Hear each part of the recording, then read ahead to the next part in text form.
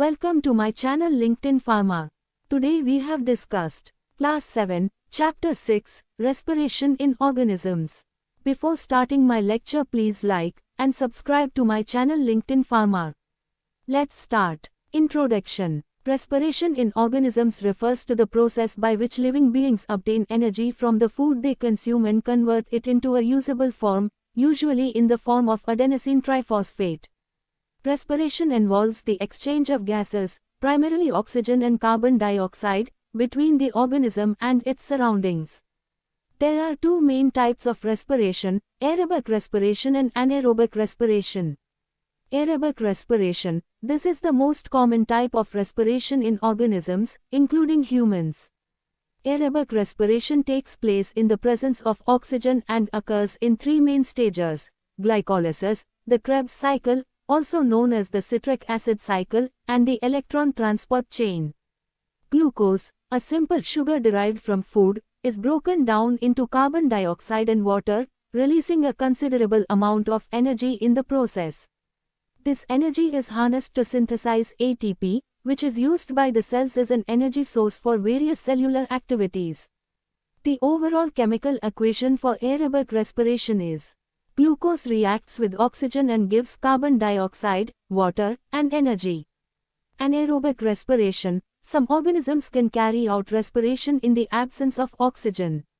Anaerobic respiration is less efficient than aerobic respiration and occurs in various ways depending on the organism. One common example is fermentation, where glucose is partially broken down into products such as ethanol, alcohol, or lactic acid. Although less energy is released during anaerobic respiration compared to aerobic respiration, it still allows the organism to survive in low oxygen environments. It's essential to note that respiration is different from breathing. Breathing, also known as ventilation, is the process of inhaling oxygen from the surrounding environment and exhaling carbon dioxide. Breathing allows organisms to obtain the oxygen necessary for aerobic respiration and expel carbon dioxide, which is a waste product of the process. Overall, respiration is a fundamental process that sustains life by providing the necessary energy for cells to carry out their functions in organisms. Different organisms have evolved various respiratory mechanisms to suit their specific environments and metabolic needs. Why do we respire? We respire to obtain the oxygen needed to support aerobic respiration, which is the process through which our cells generate energy. Respiration is essential for the survival of living organisms, including humans, as it provides the energy necessary to carry out various bodily functions and maintain life. Here's why we respire. Energy production. The primary purpose of respiration is to produce energy in the form of adenosine triphosphate. During aerobic respiration, oxygen is used to break down glucose and other organic molecules in the cells, releasing energy that is captured in the form of ATP. This energy is then utilized by the cells to perform vital functions, such as muscle contraction, cell division, and chemical synthesis. Cellular metabolism. Respiration is a key part of cellular metabolism, which involves various chemical reactions that support life processes. These reactions require energy, and respiration provides the means to generate that energy efficiently. Removal of waste products. Through respiration, the waste product of aerobic respiration, carbon dioxide, is expelled from the body. Carbon dioxide is produced as a byproduct of the breakdown of glucose, and if it accumulates in the body, it can be harmful. Oxygen supply. Respiration also ensures a continuous supply of oxygen to cells. Oxygen is necessary for the final stage of aerobic respiration, the electron transport chain, where most ATP molecules are produced. Without a sufficient oxygen supply, cells cannot efficiently generate energy. Regulation of pH levels. The removal of carbon dioxide during respiration helps regulate the pH levels in the body, maintaining a stable internal environment necessary for proper cellular function. In summary, respiration is crucial for providing the energy needed for cellular activities, maintaining a stable internal environment, and removing waste products from the body. Without respiration, living organisms, including humans, would not be able to sustain life and carry out essential functions. Breathing. Breathing, also known as ventilation, is the process by which living organisms, including humans, exchange gases with their surroundings. It involves the intake of oxygen-rich air and the expulsion of carbon dioxide-rich air. Breathing is a vital function necessary for the survival of organisms as it ensures a continuous supply of oxygen to the cells and helps remove waste carbon dioxide from the body. Here's how breathing works in humans. 1. Inhalation, inspiration. During inhalation, the muscles involved in breathing, such as the diaphragm and intercostal muscles, contract. The diaphragm moves downward, and the ribcage expands, causing the volume of the thoracic cavity to increase. This expansion lowers the air pressure within the lungs, creating a pressure gradient that allows air to flow into the lungs from the atmosphere. The air taken in during inhalation is oxygen-rich. 2. Gas exchange. Once the oxygen-rich air enters the lungs, it moves into tiny air sacs called alveoli. The walls of the alveoli are surrounded by a dense network of capillaries. Oxygen from the air in the alveoli diffuses across the alveolar walls and into the bloodstream. At the same time, carbon dioxide from the blood diffuses into the alveoli. 3. Exhalation, expiration. During exhalation, the muscles involved in breathing relax. The diaphragm moves upward, and the ribcage recoils, decreasing the volume of the thoracic cavity. This reduces the space in the lungs, increasing the air pressure within them. As a result, air, now enriched with carbon dioxide, is forced out of the lungs and expelled into the atmosphere. The process of breathing is regulated by the respiratory control centers in the brain, specifically the medulla oblongata and the pons. These centers monitor the levels of oxygen and carbon dioxide in the blood and adjust the rate and depth of breathing is needed to maintain proper gas exchange and ensure the body's respiratory needs are met. Breathing is essential not only for respiration, the process of generating energy, but also for maintaining the acid-base balance in the body. By regulating the levels of carbon dioxide, breathing helps control the flow of the blood and other bodily fluids, ensuring that physiological processes can function optimally. In summary, breathing is the mechanism by which organisms obtain the oxygen they need for respiration and release carbon dioxide as a waste product. It is a fundamental process that supports life and allows organisms to function effectively in their environments. Breathing rate, also known as respiratory rate, refers to the number of breaths taken per minute. It is a vital sign that indicates how quickly an individual is inhaling and exhaling air. The normal breathing rate can vary depending on factors such as age, activity level, and overall health. In general, resting breathing rates are lower than those during physical activity or times of stress. For adults, the typical resting breathing rate is around 12 to 20 breaths per minute. This means that at rest, a healthy adult will take approximately 12 to 20 complete breaths in 1 minute. For infants, the breathing rate is higher due to their smaller lung capacity and higher metabolic demands. The normal breathing rate for infants can range from 30 to 60 breaths per minute. Factors that can influence breathing rate include physical activity. During exercise or strenuous activities, the body's oxygen demand increases, leading to a higher breathing rate to supply more oxygen to the muscles and tissues. Stress or anxiety, emotional and psychological factors, such as stress or anxiety, can also affect breathing rate. In times of stress, breathing may become more rapid and shallow. Environmental conditions, extreme temperatures or high altitudes can impact breathing rate as the body adjusts to the conditions. Age and health. As mentioned earlier, breathing rates can differ depending on age and overall health. Certain medical conditions or respiratory issues can lead to abnormal breathing rates. Medications and drugs. Some medications and substances can influence respiratory rate. For example, certain sedatives or narcotics can cause respiratory depression and slow breathing. Monitoring breathing rate can be essential in medical settings to assess a person's respiratory health and overall well-being. A significantly high or low breathing rate can be a sign of an underlying medical problem and may require further evaluation and intervention. Keep in mind that individual variations are normal, and a person's normal breathing rate may fall slightly outside the typical range without necessarily indicating a problem. However, if you notice any sudden, significant changes in breathing rate, especially if accompanied by other concerning symptoms, it's essential to seek medical attention for proper evaluation and care. How do we breathe? Breathing, also known as respiration, is a complex physiological process that involves the intake of oxygen-rich air and the expulsion of carbon dioxide-rich air. It is an involuntary action controlled by the respiratory centers in the brain, specifically the medulla oblongata and the pons. Here is a step-by-step explanation of how we breathe. Inhalation, inspiration. When we inhale, the diaphragm, a dome-shaped muscle located at the base of the chest, contracts and moves downward. At the same time, the external intercostal muscles between the ribs contract, lifting the ribcage and expanding the chest cavity.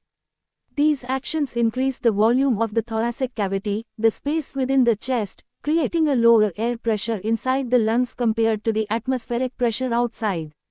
Air intake. Due to the pressure difference, air from the atmosphere moves through the air passages, nose or mouth, pharynx, larynx, and trachea, into the lungs. The air travels through the bronchi, which further branch into smaller bronchioles, and finally reaches the millions of tiny air sacs called alveoli in the lungs. Gas exchange. Within the alveoli, oxygen from the inhaled air diffuses through the thin walls of the alveoli in capillaries, tiny blood vessels, into the bloodstream. At the same time, carbon dioxide, a waste product produced by cells during cellular respiration, moves from the blood in the capillaries into the alveoli to be expelled during exhalation. Exhalation, expiration. After the exchange of gases, the diaphragm and intercostal muscles relax, and the chest cavity decreases in volume. This reduces the space within the lungs, causing the air pressure inside the lungs to become higher than the atmospheric pressure. As a result, the air with a higher concentration of carbon dioxide is forced out of the lungs and expelled into the atmosphere. Repeating the process. The process of inhalation and exhalation repeats continuously to maintain a constant supply of oxygen to the body's cells and to remove carbon dioxide, ensuring proper gas exchange. It's important to note that breathing is an automatic and involuntary process that occurs without conscious effort. However, it can also be influenced voluntarily to some extent. For example, during activities such as singing, talking, or deep breathing exercises, we can consciously control the depth and rate of our breaths. The respiratory system plays a crucial role in delivering oxygen to the body's tissues and removing waste carbon dioxide. Proper breathing is essential for maintaining overall health and well-being. Nasal cavity. Breathing begins as air is drawn into the body through the nose or mouth. The air first enters the nasal cavity, which is a hollow space inside the nose. The nasal cavity is lined with mucous membranes and small hairs called cilia. These structures help filter, warm, and humidify the incoming air, preparing it for its journey into the respiratory system. Pharynx and larynx. From the nasal cavity, the air passes through the pharynx, which is a shared pathway for both air and food.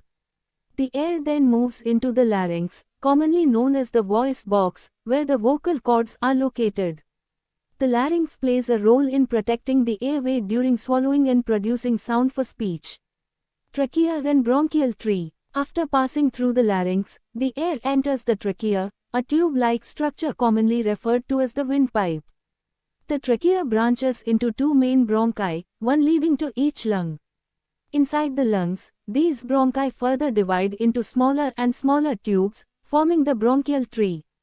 Lungs. The lungs are the primary organs of respiration. They are located in the chest or thoracic cavity and protected by the rib cage. Each lung is divided into lobes. The right lung has 3 lobes, and the left lung has 2 lobes, allowing space for the heart on the left side. Within the lungs, the bronchial tree terminates in millions of tiny air sacs called alveoli. The alveoli are surrounded by a dense network of capillaries, where gas exchange takes place. Chest cavity, thoracic cavity. The chest cavity, also known as the thoracic cavity, houses the lungs, heart, and other structures in the chest region. The rib cage, composed of ribs and the sternum, breastbone, encloses the chest cavity, protecting the internal organs while still allowing movement for breathing. Diaphragm. The diaphragm is a dome-shaped muscle that separates the chest cavity from the abdominal cavity. During inhalation, the diaphragm contracts and moves downward. This action increases the volume of the chest cavity, causing the lungs to expand and air to be drawn in. During exhalation, the diaphragm relaxes and moves upward, reducing the chest cavity's volume and causing the air to be expelled from the lungs. The coordinated movements of the chest cavity, diaphragm, and other respiratory muscles allow for the rhythmic process of breathing. The respiratory system's main function is to ensure a continuous exchange of gases, taking in oxygen and releasing carbon dioxide, which is essential for sustaining life and providing the body with the necessary energy for cellular processes. What do we breathe out? In the context of human respiration, we breathe out carbon dioxide during the process of exhalation. After the body's cells use oxygen during cellular respiration to produce energy, one of the waste products generated is carbon dioxide. This waste gas is transported via the bloodstream to the lungs, where it diffuses into the alveoli, tiny air sacs, and is eventually expelled from the body when we breathe out. The term spiracles and tracheae are not directly related to human respiration but are relevant in the context of certain other organisms, specifically insects. Spiracles in insects. Insects have a respiratory system that is quite different from that of humans. Instead of lungs, insects have a network of tiny openings called spiracles located along the sides of their bodies. Spiracles are openings in the exoskeleton of insects that allow air to enter and exit their respiratory system. Air enters the insect's body through the spiracles and travels through tubes called tracheae, which branch and extend throughout the insect's body. Tracheae in insects. Tracheae are the small tubes that carry air directly to the insect's tissues and cells, enabling gas exchange. The tracheal system allows oxygen to reach all parts of the insect's body without the need for a centralized respiratory organ, such as lungs. In summary, in the context of human respiration, we breathe out carbon dioxide as a waste product of cellular metabolism.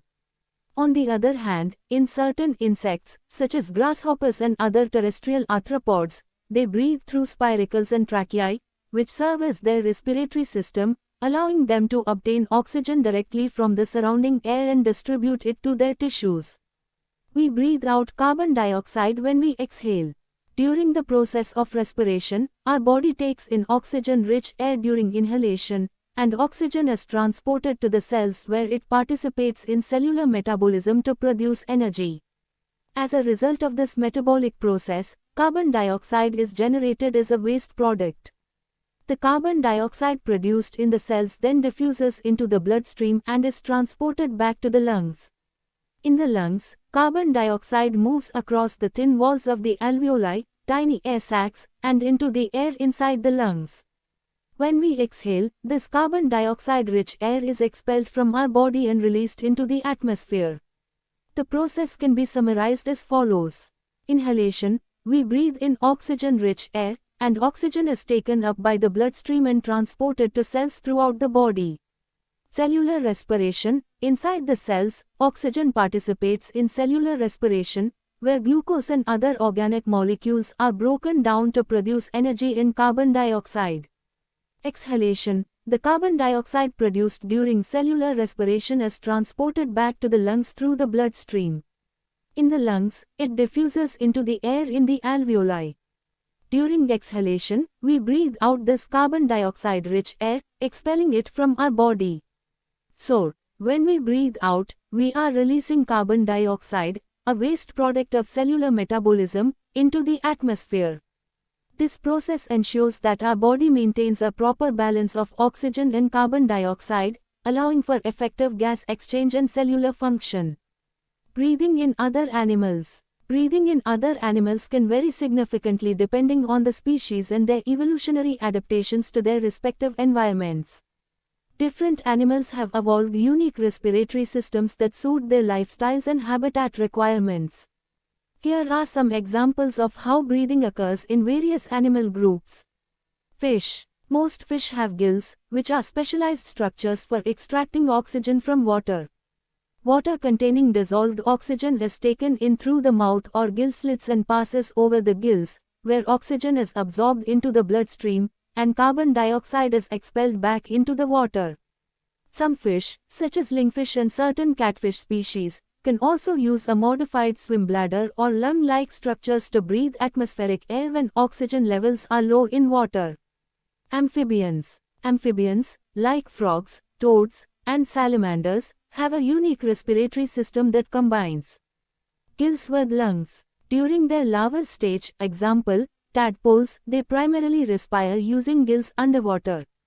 As they transition to the adult stage, they develop lungs for breathing air on land.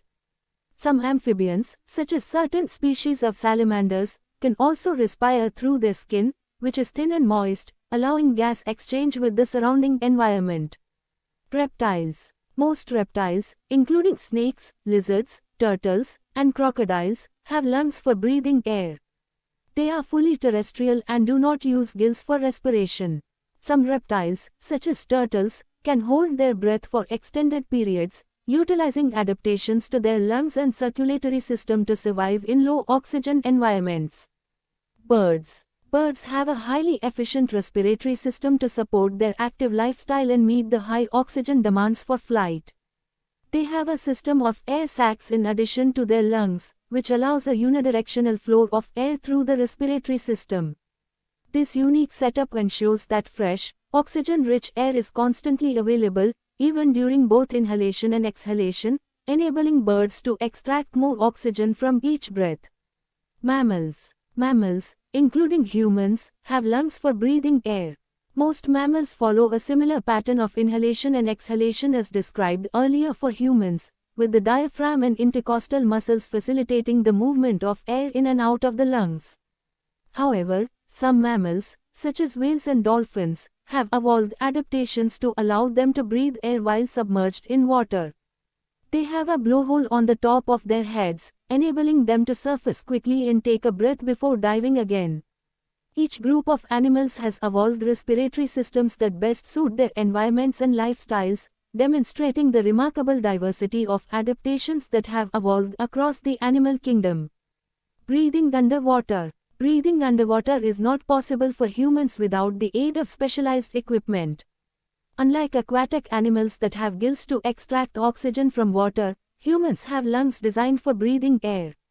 When submerged in water, our lungs cannot extract sufficient oxygen to sustain life, and without access to oxygen, we would quickly suffocate. To enable humans to breathe underwater, various technologies have been developed, the most common being scuba diving. Scuba diving stands for self-contained underwater breathing apparatus. It allows divers to breathe underwater by carrying their own air supply in a pressurized tank on their back. The diver wears a mouthpiece connected to a regulator that reduces the high-pressure air from the tank to a level that is comfortable for breathing. The exhaled air is released into the water. Snorkeling. Snorkeling involves breathing through a tube called a snorkel, which extends above the water's surface while the rest of the body is submerged. The snorkel allows continuous breathing without the need to surface for air. However, snorkeling is limited to shallow depths and relies on the diver's ability to hold their breath when diving underwater. Diving bells and submarines. These are enclosed structures that can be used to enable people to remain underwater for extended periods. Diving bells are open-bottomed chambers that are lowered into the water, trapping air inside. People can enter the diving bell and breathe the trapped air while they are submerged. Submarines are fully enclosed vessels that are designed to operate entirely underwater and have life support systems that allow occupants to breathe comfortably inside the vessel. It's crucial to remember that underwater breathing equipment must be used responsibly and with proper training. Diving can be a rewarding experience, but it also carries risks. And divers must adhere to safety guidelines and precautions to ensure their well-being while underwater. Do plants also respire? Yes, plants also respire. Respiration in plants is a vital metabolic process that occurs in all living plant cells, just like in animals. However, there are some differences between how plants and animals respire. Plant respiration. In plants, respiration involves the breakdown of glucose and other organic molecules obtained through photosynthesis to produce energy in the form of adenosine triphosphate. This energy is then used for various cellular activities and to support plant growth, development, and reproduction. Plant respiration occurs continuously, both during the day and night. The overall chemical equation for plant respiration is the same as in animal respiration, representing aerobic respiration. Glucose reacts with oxygen and gives carbon dioxide, water, and energy. Differences between plant and animal respiration. Gas exchange. While animals breathe in oxygen and breathe out carbon dioxide, plants do not have a dedicated respiratory system like lungs. Instead, they perform gas exchange through tiny pores called stomata, which are mainly present on the leaves. During respiration, plants take in oxygen through these stomata and release carbon dioxide as a byproduct.